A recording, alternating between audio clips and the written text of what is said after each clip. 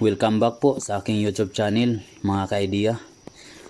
Ngayon tuturuan ko kayo kung paano kayo makakuha ng sources ng tubig kung kayo'y walang-wala na talaga at tuyong-tuyo na yung lupa natin, yung sapa natin tuyong-tuyo na, at saka hindi pa rin umuulan.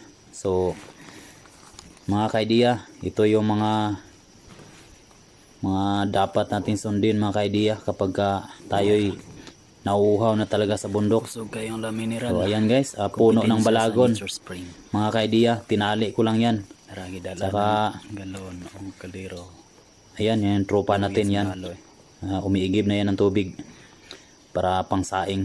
So ayan mga ka-idea, tinali ko lang yung balagon, saka ayan, lumalabas na yung tubig, no? So diyan na kami kumukuha ng sources, no? Pangsaing, panginom. So ayan, napakagandang idea ito, no? Sana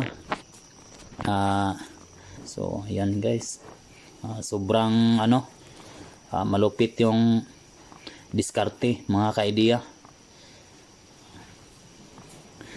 Yan lang mga ka-idea, sana magkaroon kayo ng idea sa aking video, no? Tubig. At ingat kayo dyan. Ingat kayo palagi dyan, lalo na ngayon, sobrang init, no? Uminom kayo ng maraming tubig mga ka-idea. Yun lang, don't forget to subscribe my YouTube channel at magandang araw po sa inyong lahat.